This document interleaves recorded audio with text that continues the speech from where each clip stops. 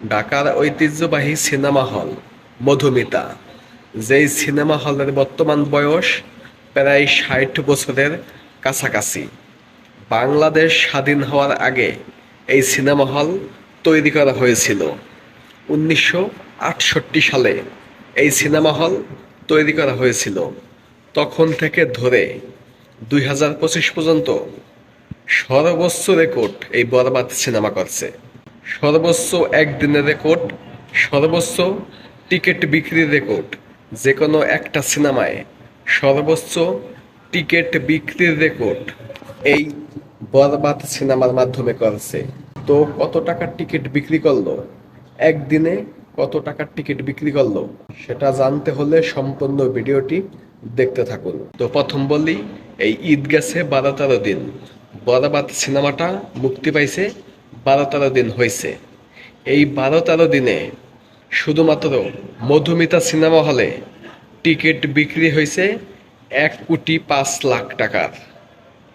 আবার বলতাছি, মধুমিতা হলে টিকিট বিক্রি হয়েছে এই ১২-১৩ দিনে ১,৫,০০,০০০ টাকার, যেখানে টিকিটের মূল্য মাত্র ২০০, ৩০০, ৪০০ টাকা সর্বোচ্চ। সেখানে ১,০০,০০,০০০+ টিকিট বিক্রি হয়েছে, ১,০০,০০,০০০ টাকা প্লাস। এইবার ভাইবা দেখেন, কত লক্ষ লক্ষ মানুষ মধুমিতা হলে এই বরবাদ ছবি দেখছে, তাও মাত্র ১২ দিনে। যদি ১ মাস চলে তাহলে তো ২-৩ কোটি ছাড়াই যাব। এই মধুমিতা সিনেমা হলের ইতিহাসে কোনো একটা সিনেমা এখন পর্যন্ত এত টাকার টিকিট বিক্রি করতে পারে নাই। এখন আসি, একদিনে কত টাকা বিক্রি করলো।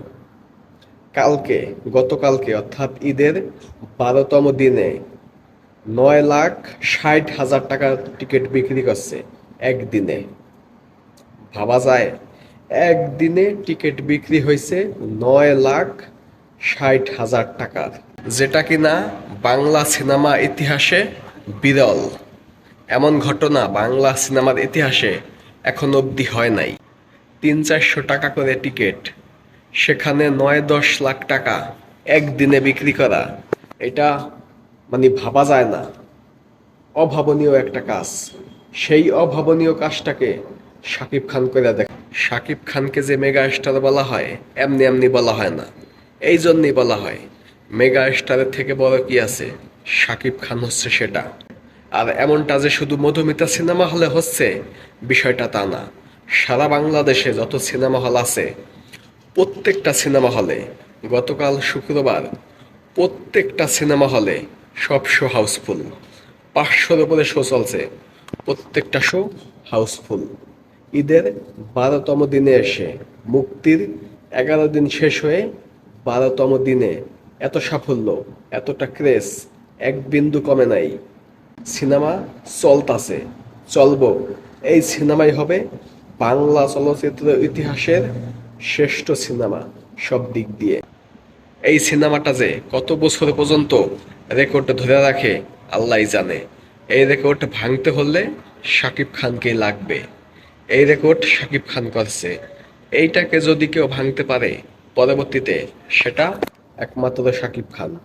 শাকিব খান ছাড়া দ্বিতীয় কোনো ব্যক্তি এই রেকর্ড ভাঙতে পারবে না। তো মধুমিতা হলে চলতাছে সিনেমা।